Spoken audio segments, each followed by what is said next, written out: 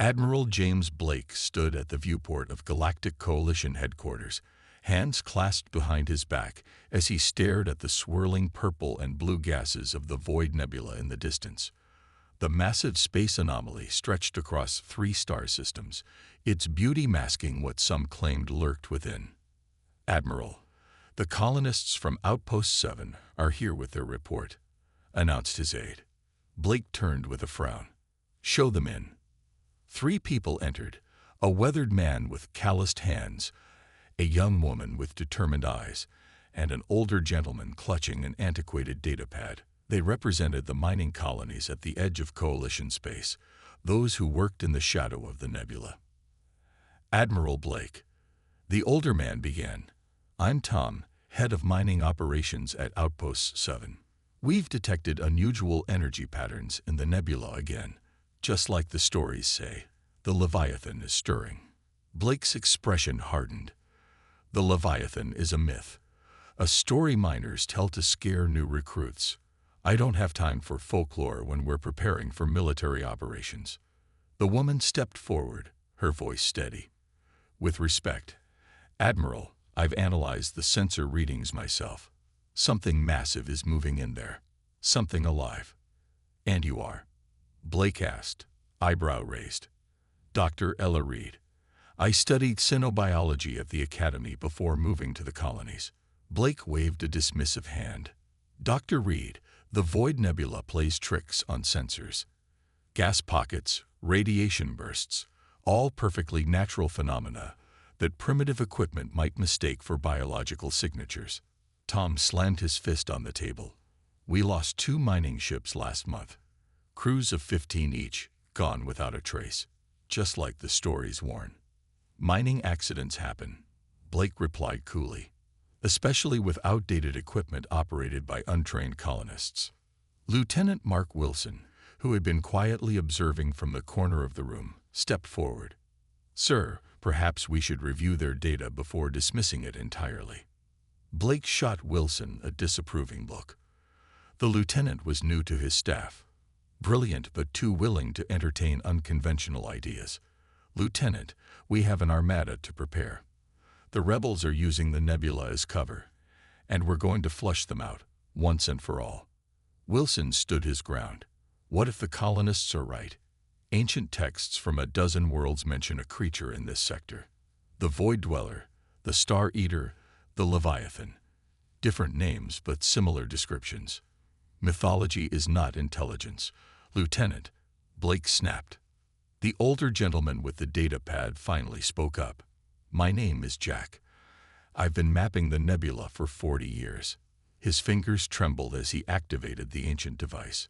3 decades ago, I recorded this. A grainy hologram appeared above the pad. The footage showed the edge of the nebula, peaceful at first, then a sudden swirl of gases. For a brief moment, something enormous moved within, a shape bigger than any ship, with what looked like vast tendrils extending outward. The recording ended with static. "Equipment malfunction," Blake said immediately. Jack shook his head. "My ship's systems were fried seconds after I captured this. Whatever it is, it generates an electromagnetic field strong enough to disable technology from kilometers away." Blake had seen enough. "Thank you for your concern, but the Coalition military will proceed as planned. We have sensor-shielded vessels and weapons beyond anything your ships would have had. If there is something in there besides rebels, we'll handle it." After the colonists were escorted out, Wilson approached Blake again. "Sir, with respect, I'd like permission to review historical records about the nebula. If there's even a small chance." "You have your orders, Lieutenant," Blake interrupted. "You'll be joining me on the flagship tomorrow as we launch the operation. 200 warships will enter that nebula, and will crush the rebel forces once and for all. This Leviathan nonsense ends now." Wilson saluted stiffly. "Yes, sir." Later that night, Wilson sat alone in the military archives, scrolling through ancient texts. The same story appeared across different cultures and epochs, a massive entity that dwelled in the stars, dormant for centuries before awakening to feed. Some accounts described it as a defender of the cosmos, others as a mindless destroyer. All agreed on one thing. Confronting it directly led to destruction.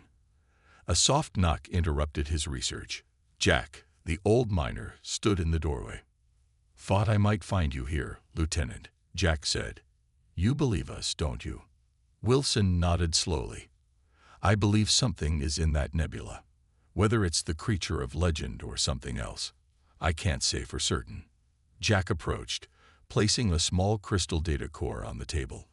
This contains generations of observations from miners and explorers, data the military has ignored. The Leviathan isn't just real.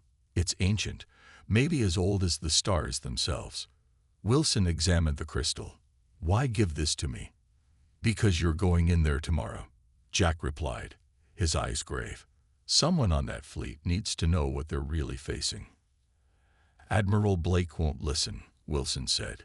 "He's convinced it's just rebels using the myths to scare us off." Jack's weathered face showed a hint of anger. "Fools. The rebels know better than to hide in the Leviathan's nest. They spread those stories to keep people away. Yes, but not because they're hiding there. Because they know what happens to those who disturb it." Wilson downloaded the data to his personal device. "I'll do what I can, but I'm just one officer." "One is all it takes sometimes," Jack said. "The old records say the Leviathan can be appeased. It doesn't attack without provocation. If your fleet goes in weapons hot." Wilson understood the implication. "I'll try to convince them." The next morning, Wilson stood on the bridge of the Coalition flagship Invincible as the massive vessel pulled away from the station. Through the viewport, he could see the rest of the Armada forming up. Cruisers, destroyers, carriers loaded with fighter squadrons. 200 warships, the largest military force assembled in a generation. Admiral Blake entered the bridge to salutes and attention. He looked pleased with himself as he surveyed his forces. "Today, we end the rebellion and secure this sector for generations to come," Blake announced. "Our intelligence confirms they're hiding deep within the nebula, using old mining facilities as bases." Wilson stepped forward. "Admiral, I've reviewed the colonists' data. There are energy patterns in there that don't match any known ship signature." Blake's expression darkened. "Lieutenant, this matter is closed. You're here to follow orders, not chase ghost stories." "Sir, even if you don't believe in the Leviathan, something is causing ships to disappear. We should proceed with caution." "Enough." Blake's voice echoed across the bridge. "The next officer to mention this myth will be confined to quarters for the duration of the operation. Is that clear?" A chorus of "yes, sir" followed, Wilson's voice among them, though his eyes remained troubled. As the fleet approached the nebula's edge, Wilson watched the swirling gases with growing dread. Whether the Leviathan was real or not, he couldn't shake the feeling that the mighty Armada was sailing toward its doom. The massive Coalition Armada hovered at the edge of the Void Nebula, 200 warships arranged in attack formation. From the viewport of the flagship Invincible, the nebula looked like a swirling wall of purple and blue gases, beautiful yet forbidding. Lieutenant Wilson stood at his station on the bridge, monitoring sensor readings as the fleet prepared to enter. Despite Admiral Blake's warnings, he had spent the night studying the data Jack had given him. The old miner's records showed a clear pattern. Every 50 years, energy disturbances in the nebula increased dramatically, followed by disappearances of any ships that ventured too deep. "All ships report ready, Admiral," announced the communications officer. Admiral Blake nodded with satisfaction. "Excellent. Begin nebula entry sequence. Maintain formation Delta 7. Wilson checked the date one last time on his personal device. If Jack's records were correct, they were entering the nebula during the most dangerous period, exactly 50 years since the last major incident. "Admiral," Wilson said carefully, "our sensors are detecting unusual energy fluctuations ahead." Blake barely glanced in his direction. "Expected, Lieutenant. The nebula's radiation affects our readings. That's why we're using the new shielded sensor array." "Sir, these patterns match exactly what the colonists reported before their ships disappeared." The Admiral's jaw tightened. "Lieutenant Wilson, you're one comment away from being relieved of duty." Wilson fell silent, but continued to monitor his readings. The fleet began to move forward, the first line of destroyers disappearing into the misty edge of the nebula. 2 hours later, visibility had dropped to almost nothing. The ships maintained their positions using automated systems, as visual confirmation was impossible in the thick gas clouds. The nebula swallowed light, communications, and sensor readings alike. Wilson noticed something strange on his monitor, faint whispers coming through the communication channels. At first, he thought it was just static, but there seemed to be patterns to it, almost like words in an unknown language. "Communications, are you picking up any unusual signals?" he asked. The young officer frowned. "Just interference, sir." Though she adjusted her headset, it does sound almost structured. Wilson remembered a passage from the ancient texts. It speaks first in whispers, calling to those who enter its domain. Admiral Blake paced the bridge impatiently. "Navigation, how much longer until we reach the rebel coordinates?" "Another 3 hours at current speed, sir. The nebula is slowing our progress more than anticipated." Blake nodded. "Increase speed by 15%. I want to catch those rebels by surprise." Wilson looked up in alarm. "Sir, increasing speed will separate our ships further in these conditions. If something happens..." "Nothing is going to happen except the complete destruction of the rebel forces," Blake interrupted. "Carry out my orders." In the ship's small research lab, Wilson had set up a separate scanning station using parameters from Jack's data. The official sensors were calibrated to look for ships and weapons, but Wilson was searching for something else entirely: biological readings on a massive scale. He adjusted the frequency again, focusing on the specific energy pattern mentioned in the oldest accounts. For several minutes, nothing happened. Then suddenly, a faint signal appeared at the very edge of the scanning range. Wilson's heart raced as he enhanced the reading. Something was moving out there, something enormous. According to the scale, it was at least 5 kilometers across, larger than any known space creature or ship. A soft knock on the door startled him. Captain Reed, commander of one of the smaller scout ships, entered the lab. "I hoped I'd find you here," she said. "You're Dr. Reed's sister, aren't you? From the mining colony." Wilson nodded. "You spoke to her?" "Before we left. She's convinced there's something in here that isn't rebels." Reed glanced at Wilson's screen. "And based on your unauthorized scanning setup, I'm guessing you agree." "Captain, look at this," Wilson said, pointing to the faint signal. "Something massive is moving parallel to our fleet, about 30 kilometers portside." Reed studied the readings with a frown. "That can't be right. Nothing living could be that big." The ancient texts described the Leviathan as large enough to swallow stars. Wilson said, "What if they weren't exaggerating?" Reed was silent for a moment. "My ship is positioned on the port flank. If whatever this is comes closer, we'll be the first to encounter it. Can you adjust your sensors to match these settings?" Wilson asked. "We need more data points." Reed nodded. "I can, but if Blake finds out..." "I know the risk," Wilson said. "But if the Leviathan is real, we're leading 200 ships into its feeding grounds." Back on the bridge, Admiral Blake was receiving reports of sensor anomalies from several ships. 3 vessels at the edges of the formation had reported complete sensor blackouts for brief periods. "Technical malfunctions," Blake insisted. "The nebula's radiation is stronger than our models predicted." The tactical officer suddenly straightened at his station. "Sir, we're detecting movement ahead. Multiple signatures. Could be the rebel fleet." Blake smiled coldly. "Right where intelligence said they'd be. Battle stations. Prepare to launch fighters once we have visual confirmation." Wilson returned to the bridge just as the alert sounded. He checked his station and felt a chill run down his spine. The readings weren't rebel ships. The energy signatures were all wrong, and they were surrounded by the same whisper-like patterns he detected earlier. "Admiral," "Those aren't rebel ships," Wilson said urgently. "The energy pattern doesn't match any known vessel." "Your obsession with this myth has gone too far, Lieutenant," Blake snapped.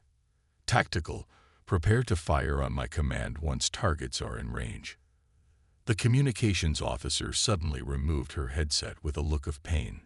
"Sir, something's broadcasting on all frequencies. It's like nothing I've ever heard." A strange sound filled the bridge. A deep, resonant pulse that seemed to vibrate through the metal of the ship itself. It wasn't mechanical or artificial, but organic, like the heartbeat of something impossibly large. "What is that?" Blake demanded. Wilson's scanner beeped an urgent warning. The massive signature he'd detected earlier was now moving directly toward the fleet, accelerating rapidly.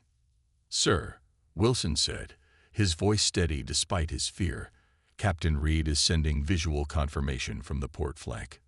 He activated the main view screen. Through the swirling gases of the nebula, something dark was moving, something that blotted out the stars behind it.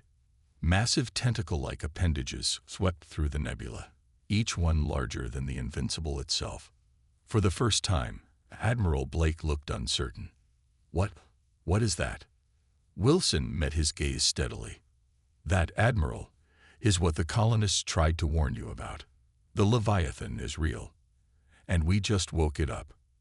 As if in response to his words, the enormous shape moved closer, and the whispers in the communication system grew louder, no longer just noise, but a clear message repeated over and over in an ancient language that somehow Wilson understood. "You have entered the sacred space. Prepare to be judged." The bridge of the Invincible fell silent as the massive shape moved through the nebula toward them. The swirling gases parted around its form, revealing glimpses of a creature that defied comprehension, a body that stretched for kilometers, with appendages that seemed both solid and ethereal at the same time. Admiral Blake's face had gone pale, but he quickly recovered his composure. "All ships, defensive formation. Fighters, launch when ready. Target that thing with long-range scanners. I want to know what we're dealing with." Wilson studied his readings with growing alarm. "Sir, it's generating an electromagnetic field unlike anything in our records. Our weapons might not even penetrate it." "Every creature has a weakness, Lieutenant," Blake said grimly, "and I refuse to believe this thing can stand against 200 warships." Captain Reed's voice came through the communication system, distorted but urgent. "Admiral, my ship is closest to the entity. We're detecting unusual energy patterns. It seems to be scanning us." "Hold your position, Captain," Blake ordered. "Do not engage unless—" Reed's transmission cut off abruptly, replaced by static. "Captain Reed," Blake called, "restore that connection immediately." The communications officer worked frantically at her station. "I can't, sir. Her ship is still there, but all communications are dead." Wilson checked his scanner and felt his blood run cold. "Sir, 3 ships on the port flank have just disappeared from sensors." "Disappeared? That's impossible," Blake snapped. "Check for equipment malfunctions." Before Wilson could respond, a blinding light flashed through the nebula. When it faded, the view screen showed empty space where Reed's ship and 2 destroyers had been moments before. No debris, no explosion. They were simply gone. Panic began to spread through the bridge crew. The tactical officer's voice shook as he reported, "Sir, the entity is accelerating toward the main fleet. Estimated contact in 2 minutes." Blake's jaw tightened. "All ships, open fire. Target the central mass." Wilson stepped forward. "Admiral, wait. This could be a defensive reaction. If we attack—" "It just destroyed 3 ships without provocation," Blake shouted. "This is no longer a debate, Lieutenant." Across the fleet, weapons systems came online. Hundreds of energy beams cut through the nebula, striking the massive creature. For a moment, it seemed to recoil, its movements becoming erratic. "Direct hits confirmed," the tactical officer reported with relief. "The entity appears to be retreating." Wilson wasn't convinced. His instruments showed something strange happening. The creature's energy readings weren't diminishing. They were growing stronger. "Admiral, it's absorbing the energy from our weapons," Wilson said urgently. "We're making it stronger." Blake ignored him, eyes fixed on the view screen as the creature appeared to withdraw deeper into the nebula. "Continue firing. Press the advantage." The Leviathan suddenly stopped retreating.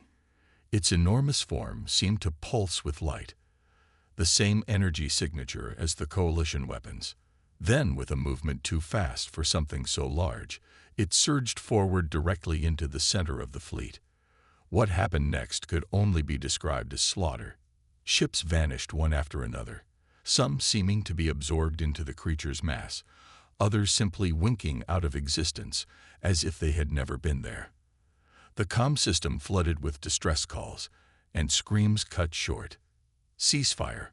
All ships cease fire immediately," Wilson shouted into the comm, acting without orders. Blake rounded on him in fury. "How dare you countermand my—" "Look at the readings." Wilson thrust his scanner toward the Admiral. "Every shot we fire makes it stronger and more aggressive." On the view screen, the truth was undeniable. Nearly 40 ships had already been lost, with no apparent damage to the Leviathan. Its massive tentacles swept through the formation, each pass claiming more vessels. Blake's face drained of color as the reality of the situation finally sank in. All ships retreat. Full reverse thrust, get us out of this nebula." But retreat wasn't simple. The nebula itself seemed to have changed, growing denser around them. Ships trying to escape reported that they kept emerging back into the combat zone, as if the space had somehow folded around them. "It's trapping us," Wilson murmured, "just like the ancient texts described. Those who enter the Leviathan's domain uninvited find that all paths lead back to judgment." As the fleet scattered in panic, Wilson returned to his research station.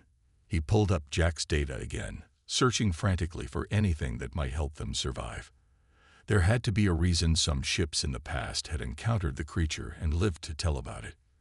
The answer came from the oldest record, a fragment from a civilization that had existed thousands of years before the Coalition. According to their writings, the Leviathan was not merely a predator, but a guardian, protecting something within the nebula. And critically, it responded to specific energy signatures that signaled peaceful intent. Wilson rushed back to the bridge, where Admiral Blake was desperately coordinating what remained of his fleet. More than half the ships were already gone. "Admiral, I think I know how to communicate with it," Wilson said. Blake looked up, his earlier arrogance replaced by desperate hope. "How?" "We need to transmit a specific frequency, a kind of peace signal used by ancient civilizations, and we need to power down our weapons completely." "Power down? With that thing still out there?" Blake gestured to the view screen, where the Leviathan continued its methodical destruction of the fleet. "It's defending itself, and whatever it's protecting in the nebula," Wilson explained. "Our only chance is to show we're not a threat." Blake hesitated, pride warring with survival instinct. Finally, he nodded. "Do it, and transmit the instructions to any ship still receiving." Wilson quickly configured the communication array to broadcast the ancient signal, a pulsing pattern that, according to the records, mimicked the Leviathan's own energy signature in a non-threatening way. "Signal transmitting," Wilson announced. "Now we need to shut down all weapons and reduce power to minimum levels." Blake gave the order, and the Invincible went dark except for life support systems. Across the fleet, the remaining ships that received the message did the same, becoming dim shadows in the nebula. For several tense minutes, nothing happened. The Leviathan continued to move through the fleet, but it no longer actively attacked the powered-down ships. It seemed to be studying them, massive appendages passing close enough to the Invincible that the crew could see the strange, almost luminous texture of its skin through the viewport. Then, without warning, a presence filled the bridge. Not physical, but mental. Every crew member felt it simultaneously, an ancient consciousness touching their minds. vast and alien yet undeniably intelligent. Wilson gasped as images flooded his mind. The nebula as it had been millennia ago, teeming with strange life forms, civilizations rising and falling. And at the center of it all, the Leviathan, not just a creature but a guardian, protecting something precious at the heart of the nebula. More images followed, warships entering the nebula, attacking the fragile ecosystem within. The Leviathan defending its home, peaceful explorers who came without weapons being allowed to pass. It's communicating, Wilson whispered, showing us why it attacked. Can it understand us? Blake asked, his voice hushed. I think so. Wilson stepped forward, focusing his thoughts on peace and withdrawal, trying to convey that they would leave and never return with weapons. The presence in his mind shifted, and Wilson felt an unmistakable response. Neither forgiveness nor hostility, but a wary acceptance of their intent. The message was clear. They could leave, but the nebula was forbidden to them.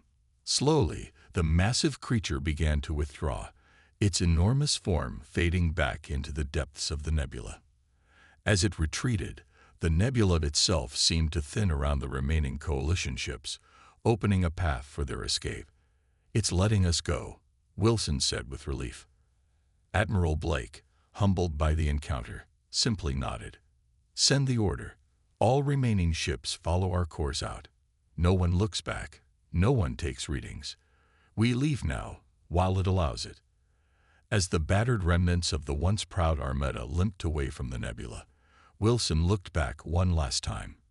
In the swirling gases, he could just make out the massive silhouette of the Leviathan, a guardian older than human civilization, returning to its eternal watch. The remnants of the once mighty coalition Armada limped through space, barely a quarter of the original fleet remaining. The flagship Invincible, though damaged, led the survivors away from the nebula that had become their graveyard.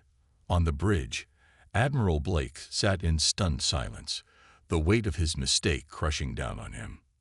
Lieutenant Wilson monitored the retreat, making sure no ships strayed from the escape route the Leviathan had granted them. His mind still reeled from the contact with the ancient entity. The images and feelings it had shared remained vivid in his thoughts. Status report, Blake finally said, his voice lacking its usual authority. 47 ships responding, sir, the tactical officer replied grimly.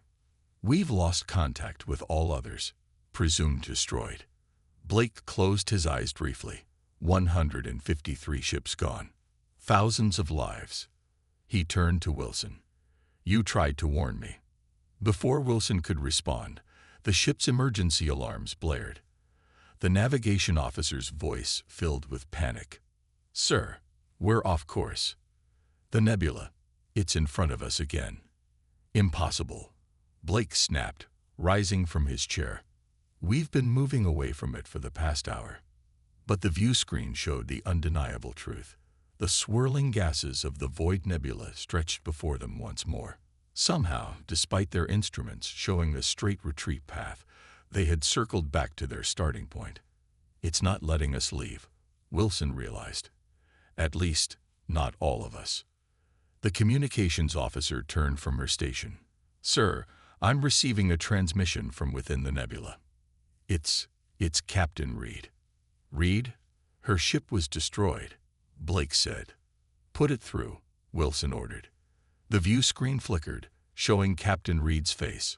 She looked unharmed but changed somehow. Her eyes held a strange, distant look. This is Captain Reed of the scout ship Horizon, she said, her voice oddly calm. My ship and crew are intact. The Leviathan did not destroy us. It kept us. What do you mean, kept you? Blake demanded. It wanted to understand us, Reed explained. It absorbed our ships to study our technology and our minds to learn our intentions. Her expression hardened. It knows what you planned, Admiral. The weapon you brought to use against the rebels, the one that would have poisoned the nebula for centuries. Blake's face paled. Few people knew about the experimental weapon in the Invincible's hold, a device designed to render space uninhabitable by releasing a radioactive compound that would spread through gas clouds. The Leviathan has existed for millions of years, Reed continued. It protects something at the heart of the nebula, something ancient and precious. It will not allow you to threaten it. The ship shuddered as an unseen force took hold of it. On the view screen, the nebula seemed to reach out with tendrils of gas, pulling the Invincible back toward its depths. "What's happening?" Blake shouted. Wilson checked his readings. "The Leviathan is pulling us back in, just the Invincible. The other ships aren't affected." Reed's image flickered on the screen. "The Guardian wants only those responsible for bringing the weapon. The rest will be allowed to leave once the threat is removed." Blake's face twisted with desperation. "Tactical, arm all remaining weapons. Target the center mass of that thing." "No." Wilson moved to block the tactical officer. "That will only make it stronger and angrier. We can't just surrender to this animal." Blake shouted. "It's not an animal," Wilson insisted. "It's intelligent, maybe more intelligent than us, and it's been judging us since we entered its domain." As they argued, the Invincible was drawn deeper into the nebula, away from the rest of the fleet. The massive form of the Leviathan appeared again, its vast shape blocking out the stars as it approached the flagship. Blake's resolve crumbled as he faced the enormous entity once more. "What does it want from us?" "The weapon," Wilson said, "and probably answers." Reed's image appeared again on the screen. "The Guardian has shown me things, Admiral. The history of this place, the civilizations it has protected and those it has judged. It wants to know why humans would create something designed only to destroy." Wilson turned to Blake. "Sir, we need to jettison the weapon and power down completely, as we did before. Show that we accept its judgment." Blake hesitated, then nodded slowly. "Do it. Jettison the weapon and power down all systems except life support and communications." The crew rushed to comply. The experimental weapon was sealed in a containment field and ejected from the ship. Almost immediately, one of the Leviathan's appendages swept forward and enveloped the device, carrying it away into the depths of the nebula. The ship went dark as systems powered down. In the dim emergency lighting, the crew waited, tense and silent. Minutes stretched into an hour with no response from the creature. Then, without warning, the presence returned to their minds, stronger this time, focused mainly on Blake and Wilson. Images flashed through their consciousness. Ancient civilizations that had visited the nebula, some peaceful, others warlike. The Leviathan allowing the peaceful ones to observe the wonders at the nebula's heart while destroying those who came with harmful intent. "It's showing us its purpose," Wilson whispered. "It's been protecting this region of space for millennia." Blake nodded, his face ashen. "And judging those who enter." The mental presence seemed to confirm this, sending feelings of guardianship and ancient duty. Then it showed them something new. At the center of the nebula, a cluster of strange crystalline formations that pulsed with energy, almost like living things. The image came with a sense of reverence and protection. "That's what it guards," Wilson realized. "Some kind of cosmic life form or technology so advanced we can't recognize it." The presence withdrew slightly, but remained connected to their minds. "It seemed to be waiting for something. It wants a response," Wilson said. "A decision from us." Blake straightened in his chair, composing himself. He focused his thoughts on understanding and regret, mentally promising that humans would never again enter the nebula with weapons or harmful intent.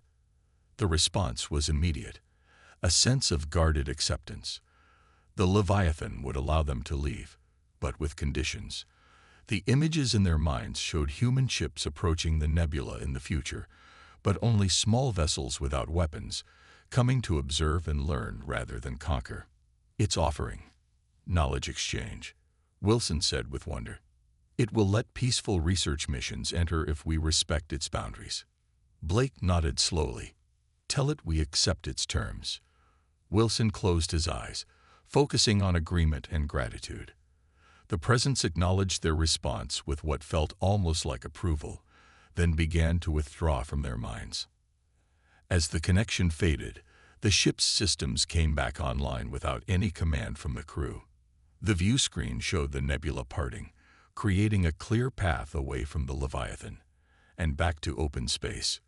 "We can leave," Wilson said. Blake gave the order, and the Invincible began to move along the offered path. As they departed, Captain Reed's ship appeared alongside them, rejoining the fleet. Reed herself appeared on the bridge minutes later, having been transported aboard by means no one could explain.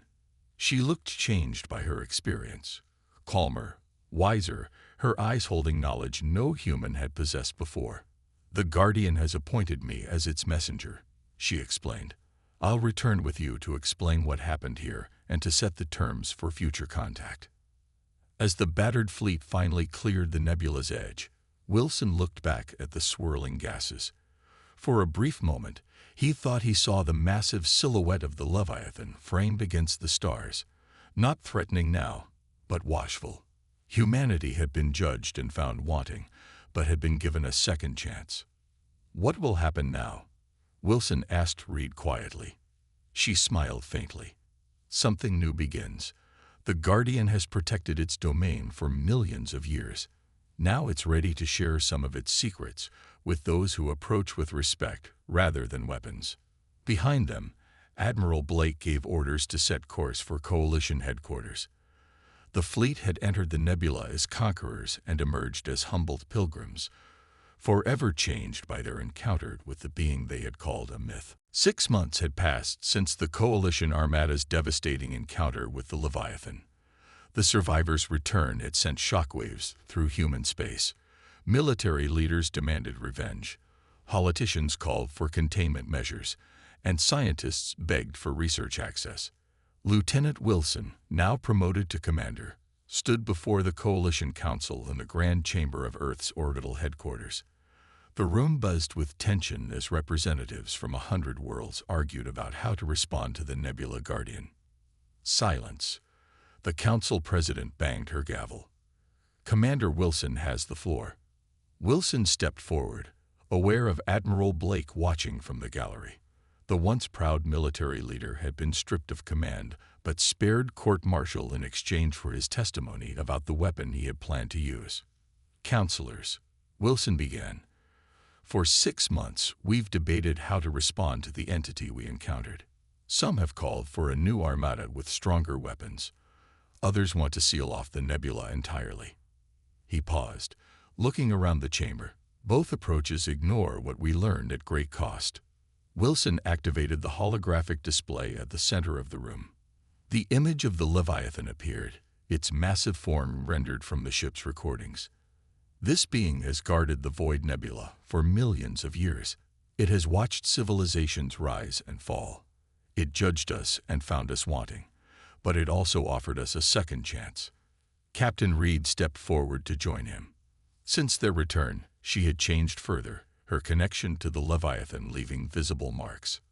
Her eyes now held flecks of the same luminous blue as the nebula, and her presence seemed to carry an otherworldly calm. "The Guardian has shown me its history," Reed said.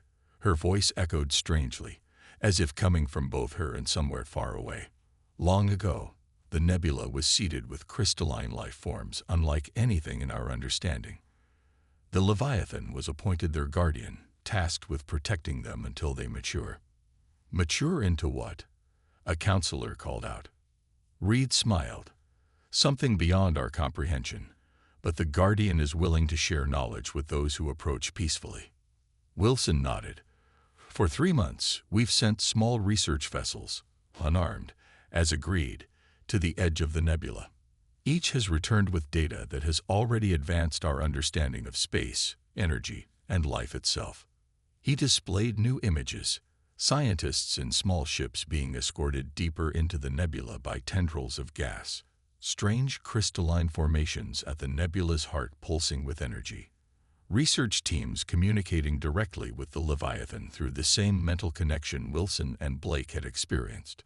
"The medical applications alone are revolutionary," Wilson continued. "The energy patterns we've learned to detect have already led to cures for 3 previously untreatable diseases. Our power generation efficiency has increased by 40% using principles observed in the crystalline entities. A military representative stood, his face red with anger. This thing destroyed over 150 of our ships. Thousands of our people are dead. And you want us to worship it like some kind of god. Not worship, Wilson replied calmly. Respect. The Leviathan attacked because we entered its domain with weapons and destructive intent. Every peaceful mission since has been welcomed and protected. Reed stepped forward again. The Guardian has existed longer than human civilization. It doesn't think in terms of vengeance or conquest, only protection and balance. It judges actions, not species. The Council President leaned forward. What exactly are you proposing, Commander? Wilson took a deep breath. I propose the establishment of the Nebula Exchange Program, a permanent research outpost at the nebula's edge, staffed by scientists and communication specialists. Regular missions into the nebula under the Guardian's protection. A two-way exchange of knowledge. Murmurs filled the chamber as counselors debated among themselves. Finally, the president called for a vote. The result was closer than Wilson had hoped, but clear. 63 in favor, 37 against. The proposal is accepted, the president announced. Commander Wilson, Captain Reed, you will oversee the implementation. 1 year later, Wilson stood at the viewport of Harmony Station, the small but growing research outpost established at the nebula's edge. Behind him, teams of scientists from dozens of worlds worked at monitoring stations, studying data from the latest expedition. Reed entered the observation deck, her transformation even more pronounced now. The nebula blue in her eyes had spread, giving her an otherworldly appearance that many found unsettling. The fourth research team has returned, she said. Their findings are remarkable. Wilson nodded. I saw the preliminary data. The crystalline entities seem to be growing faster now, almost as if they respond to our presence. They do, Reed confirmed. The Guardian says our interaction is feeding them somehow, our curiosity, our wonder. They consume emotions as much as energy. Outside the viewport, the nebula swirled in patterns that Wilson now knew were not random. The Leviathan was visible in the distance, its massive form gliding gracefully through the gases as it escorted another small research vessel deeper into its domain. The coalition military still doesn't trust this arrangement, Wilson said. Admiral Foster has replaced Blake, and she's even more aggressive. She's been pushing the Council to establish weapon platforms, just in case. Reed smiled knowingly. The Guardian is aware. It understands human fear, but it also sees how humans can change. She placed a hand on the viewport. It's been sharing memories with me, of other species who came as conquerors and left as students. Some eventually became guardians themselves. Wilson looked at her with surprise. You mean there are more beings like the Leviathan? Many more, scattered across the galaxy, each protecting something precious, something beyond our understanding. Reed's eyes seemed to look beyond the nebula to something only she could see. The Guardian has shown me where some of them dwell. A young scientist rushed onto the observation deck, her face flushed with excitement. Commander, Captain, the translation team has made a breakthrough. We've decoded more of the Guardian's language patterns. It's sharing information about the beginning of everything. Wilson and Reed followed her to the main laboratory, where a holographic display showed swirling patterns of energy, the visual representation of the Leviathan's communications. It's showing us the formation of the first stars, the lead scientist explained, her voice hushed with awe. Knowledge no human has ever possessed, and this is just the beginning of what it's willing to share. Wilson watched the display with wonder. What had begun as a military disaster had transformed into humanity's greatest opportunity. The myths and legends that had warned of the Leviathan had been true, but incomplete. It was not just a destroyer, but a teacher, not just a guardian, but a guide. That evening, Wilson prepared for his own journey into the nebula. After months of preparation, the Guardian had invited him to visit the very heart of its domain. to see the crystalline entities up close and learn directly from them.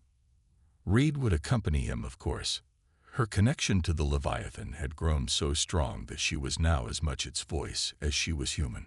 Some whispered that she was becoming something new, the first of a bridge between species. As their small ship detached from the station and moved toward the waiting form of the Leviathan, Wilson felt not fear but anticipation. The entity they had once called a myth had destroyed their Armada. Yes, but in doing so, it had opened a door to something greater than conquest or military power. The massive guardian reached out with tendrils of energy, gently enveloping their ship. As they were drawn deeper into the nebula, Wilson saw the crystalline formations in the distance, glowing with inner light. For the first time, he understood what Reed had meant when she spoke of ascension. Humanity had entered the nebula as conquerors and been humbled. Now they returned as students, ready to learn from a being older than their civilization. And in that learning, they would find a new path forward, not through dominance, but through understanding. The Leviathan welcomed them into its ancient domain, and the next chapter of human history began.